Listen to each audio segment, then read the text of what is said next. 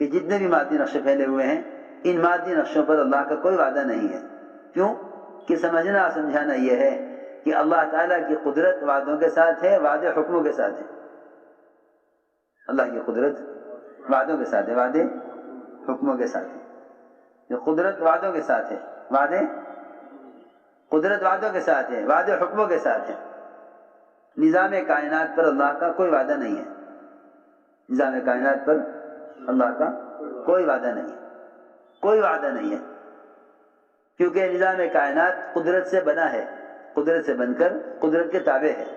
اللہ کی ذات عالی سے فائدہ اٹھانے کے لیے ہر سمجھتے تھے کہ نظام کائنات کا یقین نکلنا شرط ہے. قدرت سے فائدہ اٹھانے کے لیے نظام کائنات کا یقین نکلنا شرط ہے. اور اعمال پر استقامت کے لیے بھی شکلوں کا یقین نکلنا شرط ہے. ہر سمجھتے تھے کہ یہ ایک چھوٹی شکل کو چھوڑ کر آئے گا نماز کے لیے, تبلیغ میں لگے, نماز کی پابندی ہو گئی, ادھر اذان ہوئی مغرب کی, ادھر گاہک آ گیا دکان پر. صبح سے شام تک اللہ کی شان کوئی گاہک نہ آیا, صبح سے شام تک کوئی گاہک نہ آیا. ایسا نا امید ہو گیا. کیونکہ جب آدمی سوچ لیتا ہے نا کہ میں اپنی کوشش سے کما رہا ہوں, اپنی کوشش سے کما رہا ہوں. ایسے بھی لوگ ہیں جو سوچتے ہیں کہ اگر زیادہ وقت دیں گے دکان کو تو زیادہ آمدنی ہوگی, دکان کو زیادہ وقت دیں گے تو زیادہ آمدنی ہوگی, کم وقت دیں گے تو کم آمدنی ہوگی.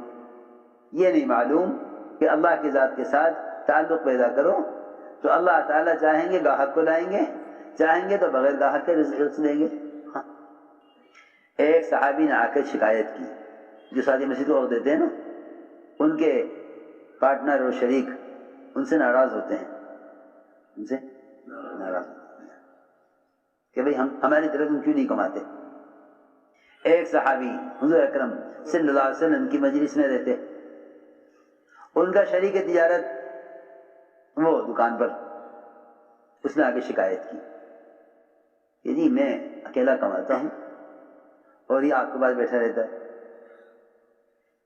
یہ آپ کے پاس بیٹھا رہتا ہے, میں اکیلا کماتا ہوں. تو آپ نے فرمایا دیکھ تجھے دکان پہ جو رزق مل رہا ہے وہ اس کی وجہ سے مل رہا ہے جو میرے پاس ہے. حدیث فرمایا ہے کہ مسجدوں کو آباد کرنے والوں کے دنیاوی کاموں میں فرشتے مددگار ہوتے ہیں. یہ آدمی میرے کام میں لگا ہوا ہے, فرشتوں جاؤ تم اس کے کام کو دیکھو. اب یہ یقین کام کرنے والوں میں سے ختم ہو رہا ہے, یہ یقین ختم ہو رہا ہے. میں نہیں کہتا کہ تم تجارت نہ کرو, میں نہیں کہتا کہ تم دکان چھوڑ دو. موسیٰ فرماتے تھے تجارت اور مشاغل اور اپنے گھر والوں کو بالکل چھوڑ دینا مجاہدہ نہیں ہے, یہ رہبانیت ہے. اور اسلام میں رہبانیت نہیں ہے, بلکہ ان دونوں کے اشتغال کو کم کرنا مجاہدہ ہے. ان دونوں کی مشغولی کو کم کرنا مجاہدہ ہے, چھوڑنا مجاہدہ نہیں ہے. حکم پر چھوڑو گے, اگر حکم پر چھوڑو گے تو ہم تمہیں اس کا بدلہ دیں گے. حکم پر چھوڑو گے تو ہم تمہیں اس کا بدلہ دیں گے. اگر حکم پر چھوڑو گے تو ہم تمہیں اس کا بدلہ دیں گے. اور اگر تم نے یہ سمجھ لیا کہ ہم نے اگر حکم پر چھوڑ دیا دکان کو تو یہ گاہک آ کر واپس چلا جائے گا, پھر پڑھنے کا کیا ہوگا. اگر تم نے یہ سوچ کر حکم چھوڑ دیا, حضرت تو فرماتے تھے کہ آیا آوایا گاہک سامان نکلوائے گا اور عین لینے کا وقت اللہ اس کے دل کو پلٹ دیں گے, کہے گا نہیں جی مجھے تو کچھ نہیں چاہیے. تیرا مال ضائع کرا دے گا لیکن لینے کو تیار نہ ہوگا. تو میں عرض کر رہا تھا, حضرت فرماتے تھے کہ ادھر اذان ہوگی مغرب کی اور ادھر گاہک. صبح سے اب تک کچھ نہیں آیا تھا. اس وقت ایسا گاہک آیا جس نے ایسا آرڈر کیا کہ صبح سے لے کر شام تک کی ساری آمدنی ایک آدمی سے ہو گئی. اتنا بڑا آرڈر لے کر آیا ہوں. ہر سمجھتے تھے اللہ ایسا امتحان لیں گے, ایسا امتحان لیں گے کہ فجر بھی پڑھی جماعت سے, ظہر بھی پڑھی, عصر بھی پڑھی, مغرب کی نماز کا وقت آیا, صبح سے اب تک کچھ نہیں کمایا تھا. اس وقت جو گاہک آیا وہ ایسا آرڈر لے کر آیا کہ صبح سے شام تک کی کمائی جتنی ہوتی اس سے بھی زیادہ ایک آدمی مال لینے کے لیے آ گئے، اب کیا کروں؟ یہ سوچے گا یہ گاہک بھی تو اللہ ہی لائے ہیں، کہ ہاں گاہک بھی اللہ ہی لائے ہیں، اور تجھے نماز کا حکم بھی اللہ ہی نے دیا ہے۔ وہ دیکھنا چاہتے ہیں کہ میرے طرف سے آنے والے سبب کو میری طرف سے آنے والے حکم پر چھوڑتا ہے یا نہیں، یہ بات ہے، یہ بات ہے، اب دیکھنا ہے۔ چنانچہ اس نے کہا نہیں جی نماز مقدم ہے۔ گاہک نے کہا میں دوبارہ نہیں آؤں گا، کہ نہ آؤ، لیکن میں نماز سے پہلے نماز نہیں چھوڑ، چلو نماز کے لیے چلو، نماز کے بعد دے سامان لینا، نماز کے بعد آؤ، اب نہیں۔ دیکھنے والے کہیں گے یہ ہے ایمان والا۔ سمجھتے تھے کہ فرائض کے مقابلے میں، فریضے کے مقابلے میں اگر تم نے دکان چھوڑ دی ہے تو کون سا کمال کیا، تو کون سا کمال کیا؟ یہ سمجھے گا کہ یہ ایمان کی آخری حد کو پہنچ گیا۔ سنو تو صحیح حضرت کی بات، سمجھتے تھے کہ یہ دکان چھوڑ کر نماز کے لیے آ گیا، چھوٹی شکل کو چھوڑنے میں کامیاب ہو گیا نماز کے مقابلے میں۔ اللہ تعالیٰ اس پر بھی نہیں چھوڑیں گے کہ ہاں یہ ایمان والا بن گیا، بلکہ اللہ تعالیٰ اس سے بڑی آزمائش ڈالیں گے، اللہ اس سے بڑی آزمائش ڈالیں گے۔ یہ جا رہا ہوگا نماز کے لیے، جیسے ہی مسجد کے دروازے پر پہنچے گا ادھر سے خبر آئے گی کہ تمہارے ملک کے وزیر اعظم تمہارے گھر پر آ گئے ہیں، تمہیں فوراً بلا رہے ہیں، تمہیں فوراً بلایا ہے۔ ہم سمجھتے تھے اگر دل میں ایمان ہے تو یہ کہے گا کہ اللہ نے بلایا ہے، ہم اللہ کی طرف جا رہے ہیں۔ وزیر سے کہہ دو اگر اللہ مطلوب ہے تو کلمہ پڑھ کے مسجد میں آ جائیں، اگر اللہ مطلوب نہیں ہے تو انتظار کریں، ہم نماز پڑھ کر آئیں گے۔ صاف سمجھتے تھے کہ اللہ کی بادشاہت کا انکار کر دے گا اگر وزیر کے بلانے پر چلا گیا، کیونکہ مسئلہ نماز جماعت کی نماز کا نہیں ہے کہ بھئی جماعت کی نماز سنت ہے، جماعت کی نماز سنت ہی تو ہے۔ اب تو وزیر نے بلایا ہے، سنت چھوڑ کر تو جا رہا ہوں، فرض تو نہیں چھوڑ رہا، قضا نہیں ہو رہی ہے، وزیر سے بھی لوں گا بعد میں پڑھ لوں گا، اسی جماعت کی نماز چھوٹے گی کہ نہیں؟ مسئلہ جماعت کی نماز کا نہیں ہے، مسئلہ تو اللہ کے بلانے کا ہے، کہ ادھر اللہ نے بلایا ادھر وزیر نے بلایا، کہ یہاں سوال اس کا ہے کہ وزیر کی وزارت پر ایمان لایا ہے یا اللہ تعالیٰ کی بادشاہت پر ایمان لایا ہے، یہ سوال ہے۔ اور صاف فرماتے تھے کہ چھوٹی شکل کو چھوڑا حکم کے لیے، اللہ تعالیٰ بڑی شکل لائیں گے امتحان کے لیے۔ ابراہیم علیہ السلام نے پہلے چھوٹی شکل کو توڑا حکم کے لیے، جب وہ حالات آئے تو پھر بڑی شکل آئی مدد کے لیے، جبرائیل۔ کہ اب دیکھنا یہ ہے کہ آیا بڑی شکل سے مدد لیتے ہیں یا ہم سے مدد لیتے ہیں؟ نہیں، وہ بڑی شکل کو بھی کہہ دیا کہ ہمیں آپ کی حاجت نہیں ہے۔ یہ تھی اصل میں بات۔ اس لیے ہمارے گشتوں کا موضوع یہ ہے کہ مسجدوں میں ایمان کے حلقے قائم کرو اور یہاں غیب کے تذکرے کرو تاکہ نماز یقین پر آوے۔ نماز سمجھتے تھے نماز پر یقین لانے کے لیے مادی شکلوں کا انکار کرنا پڑے گا۔ اگر مادی شکلوں کا انکار نہیں کرے گا تو نماز کو چھوڑ کر شکلوں کی طرف جائے۔ اس لیے فرماتے تھے اللہ کی ذات عالی سے براہ راست فائدہ اٹھانے کے لیے کائنات کے یقین نکلنا شرط ہے، کائنات کے یقین نکلنا شرط ہے۔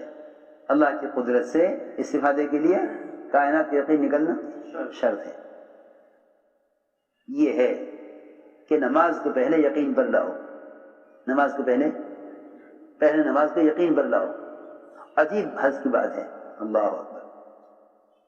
فرماتے تھے کہ تیرے معمول میں تو سبب اور عمل جمع ہو سکتے ہیں، کہ آدمی ایک وقت حلال کمانے میں ہے اور ایک وقت نماز میں ہے، لیکن یقین میں نماز اور سبب یقین میں جمع نہیں ہو سکتے۔ میری بات توجہ سننی پڑے گی بہت، یقین میں جمع نہیں ہو سکتے۔ ہائے ہائے، یقین میں دونوں جمع نہیں ہو سکتے کہ اسباب بھی یقینی اور نماز بھی یقینی، نماز اور سبب یقین میں جمع نہیں ہو سکتے۔ اگر تو نے ذرا سا بھی سبب کو یقین میں درجہ دیا تو نماز نکل کر باہر ہو جائے گی کہ نہیں میرا اس کے ساتھ گزارا نہیں. جیسے سمجھتے تھے کہ سبب اور عمل یہ یقین میں جمع نہیں ہو سکتے. سبب اور عمل یقین میں جمع نہیں ہو سکتے. یہ مت کہا کرو کہ بھئی نماز بھی ہے اسباب بھی ہیں، نماز بھی ہیں اسباب بھی. یہ مت کہا کرو کہ نماز بھی ہے اسباب بھی ہیں. یہ مت کہا کرو، کیونکہ اگر تم نے یقین میں دونوں کو جمع کیا تو اسباب یقین میں باقی رہیں گے، نماز نکل جائے گی، نماز اس کے ساتھ شریک نہیں ہوگی. کیونکہ نماز یقینی ہے، اسباب غیر یقینی ہے. تو ایک چیز یقینی ہے غیر یقینی، یہ کیسے جمع ہو سکتے ہیں؟ یہ کیسے جمع ہو سکتے ہیں؟ میں حضرت کی بات نقل کر رہا. حضرت کے جملہ اسی طرح ہے کہ نماز اور سبب یہ دونوں یقین میں جمع نہیں ہو سکتے. اس لیے سب سے پہلے نماز پر یقین لانا ہوگا کہ ساری کائنات کے نقشوں کے مقابلے میں نماز یقینی ہے، اور ساری کائنات کے نقشوں کے مقابلے میں بالکل غیر یقینی ہے. اگر اس پر یقین آ گیا نا تو ایک نماز کی ادائیگی کے لیے نظام کائنات کو روک دے گا. ایک نماز کی ادائیگی کے لیے نظام کائنات کو روک دے گا. جو عملوں کی طرف یقین سے بلاتے ہیں، نظام کائنات ان کے عمل کے تابع ہو جاتا ہے. سلیمان علیہ السلام کی عصر کی نماز کے لیے سورج کو واپس نکالا گیا.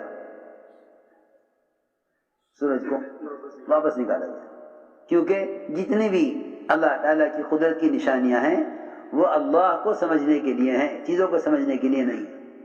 جتنی بھی قدرت کی نشانیاں ہیں وہ اللہ کو سمجھنے کے لیے ہیں، چیزوں کو سمجھنے کے لیے نہیں ہیں.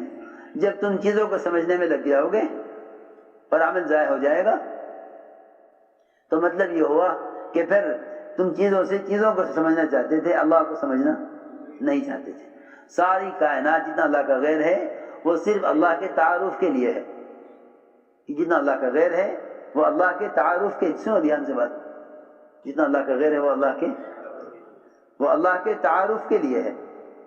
سلیمان علیہ السلام لگے دیکھنے جو ہے گھوڑے، ایسے گھوڑے جو فضا میں اڑتے بھی تھے اور زمین پر دوڑتے بھی تھے اور پانی میں تیرتے بھی تھے. ایسے گھوڑے انہیں دیکھنے مشغول ہوئے اور عصر کی نماز قضا ہو گئی. سورج ڈوب گیا. اتنا غم. سارے گھوڑے کاٹ ڈالے کہ نہیں، کچھ نہیں ہے. کیوں؟ اس لیے کہ ساری بادشاہت ایک طرف،